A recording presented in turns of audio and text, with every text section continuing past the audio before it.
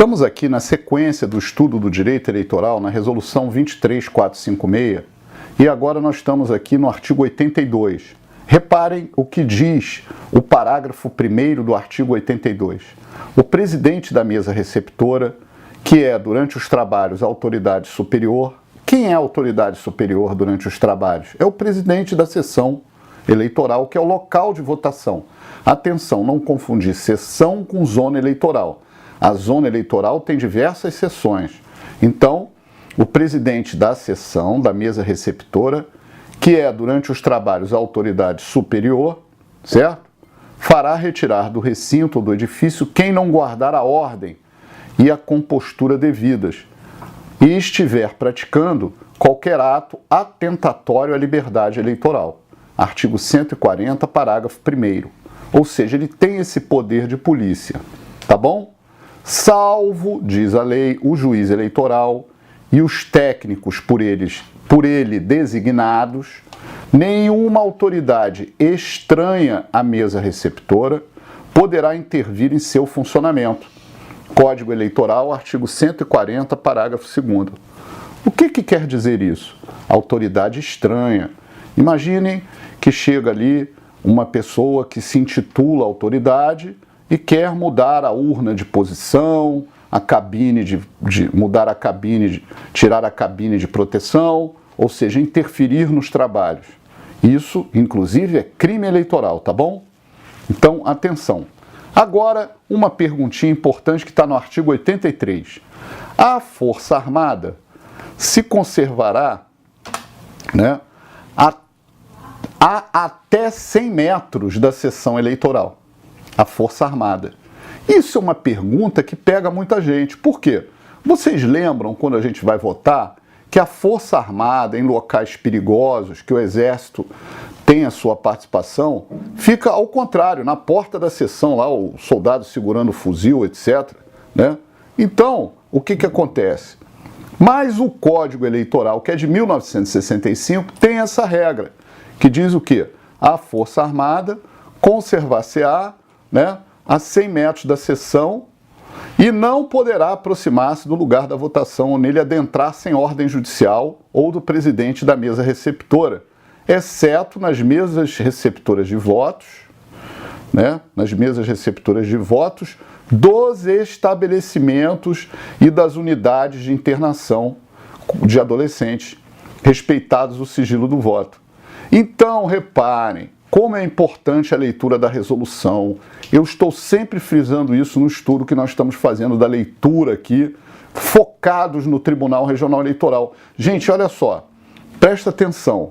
Se você estivesse lendo apenas o Código Eleitoral, você não teria essa exceção, certo?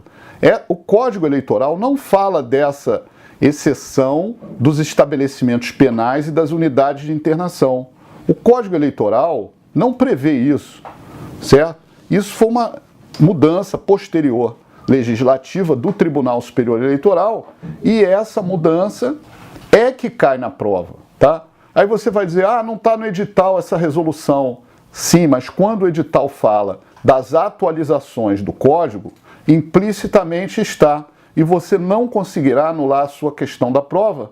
Por quê? Muitos desavisados às vezes, compram um código eleitoral numa livraria ou numa banca de jornal, levam para casa e ficam estudando, fazendo aquela leitura, sem esse apoio que nós estamos dando aqui para vocês, tá? Então, por favor, nunca esqueçam disso. A resolução é a chave da sua aprovação na prova, tá bom? Vai por mim, vamos seguir aqui. Ora, estabelecimentos penais, só lembrando, o preso que está condenado com sentença transitada em julgado pode votar? Não. Pode ser eleito? Não. Por quê? Qual seria a resposta na prova? Ele está com os direitos políticos o quê? Suspensos. O que é suspensão dos direitos políticos? É a retirada do direito de votar e ser votado. O que a gente chama de capacidade ativa e passiva. O que a gente chama de ius suffragi, que é votar, e ius honorum, com H, que é ser eleito, certo? Então, quem está cumprindo pena no presídio não vota nem é votado. Mas como aqui vai ter sessões nos estabelecimentos penais. Ah, mas são estabelecimentos penais para presos provisórios, tá bom? Cuidado com isso. E os adolescentes infratores têm direito ao voto, desde que eles já tenham 16 anos e tenham tirado o título, tá? Quem fica como adolescente infrator fica no internato, né? Por exemplo, num instituto de internação, né? Numa unidade de internação até 21 anos, certo? Agora, tudo isso tem que respeitar o sigilo do voto, ou seja, repetindo a leitura para afirmar bem, porque eu acredito muito nessa pergunta na prova. A Força Armada se conservará a até 100 metros da sessão e não poderá aproximar-se do lugar de votação nele e adentrar-se em ordem judicial ou do presidente da sessão, exceto nas sessões, leia-se assim, nas mesas receptoras de votos, dos estabelecimentos penais ou das unidades de internação, respeitado sempre o sigilo do voto. Gravou? Vamos em frente. Artigo 84. Agora nós vamos entrar em outro tópico da aula, que são dos impressos para eleição.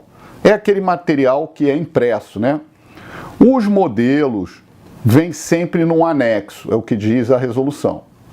Né? E será de responsabilidade do Tribunal Superior Eleitoral a confecção de formulários, que são cadernos de folha de votação para os 2 turnos, no tamanho de 260 por 297 milímetros, papel branco reciclado de 90 gramas, impressão de frente em offset na cor sépia,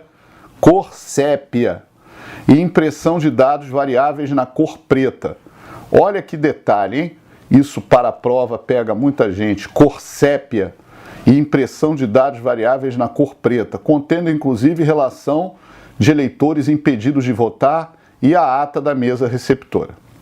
Cadernos de folha de votação no tamanho de 210 por 297, aqui já mudou, né? O caderno de folha de votação aqui já é outro. Quando é para um turno, o tamanho é diferente para 2 turnos. Você reparou, né? 2 turnos é 260 e um turno é 210. Papel branco reciclado, 90 gramas. Impressão de frente em offset, sempre na frente é cor sépia e atrás é sempre a cor preta. Impressão de dados variáveis na cor... Atrás não, dados variáveis na cor preta. Tá? É um detalhezinho, mas sabe como é, né, gente? Essas perguntinhas pegam. Muito bem. Será de responsabilidade dos tribunais regionais a confecção dos seguintes formulários: ata da mesa receptora de votos avulsa, no formato A4, papel branco reciclado, ata da mesa receptora de justificativas, formato A4, papel branco reciclado de 75 gramas, e a distribuição desses formulários será realizada conforme um planejamento. Muito bem. Cédulas oficiais. Vamos agora para o artigo 88. Você está se perguntando, cédulas oficiais? Já fizemos menção em aulas anteriores. Por quê? Porque o voto manual não está abolido, tá bom? Então, se a urna der defeito, não tiver urna eletrônica para substituir, que é a chamada urna de contingência, ficamos nas cédulas oficiais. Serão confeccionadas exclusivamente pela Justiça Eleitoral e distribuídas conforme planejamento estabelecido pelo respectivo TRE, as cédulas a serem utilizadas por sessão eleitoral que passar para o sistema de votação manual. Isso é numa exceção, uma excepcionalidade. Após esgotadas todas as tentativas, diz a lei, de votação numa urna eletrônica. Quer dizer, não é simplesmente, quebrou a urna, passar para o voto manual. Não. Tenta se substituir por outras urnas, se não tiver, jeito nenhum aí que vai para a cédula. Imagina lá no interior do Brasil, no meio da floresta amazônica, não tem jeito, né? Faltou luz elétrica, pronto, vamos lá para a urna de papel. A impressão das cédulas será feita em papel opaco, com tinta preta e em tipos uniformes de letras e números. Haverá 2 cédulas distintas. Uma da cor amarela para a eleição majoritária e outra na cor branca para a eleição proporcional. Tá? Elas são dobradas, resguardam o sigilo do voto. Na hipótese de haver consulta popular, que é outro tipo de votação, concomitante às eleições, por exemplo, um plebiscito, um referendo, né? Nós não temos no Brasil o recall nem o veto popular ainda. Está na reforma política esse tema.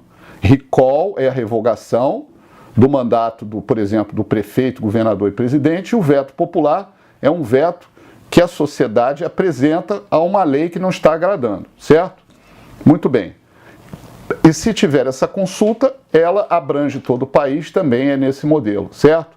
A cédula terá sempre espaços para que o eleitor escreva o nome e o número do candidato. Perfeito? Vamos em frente em outros vídeos e estudos.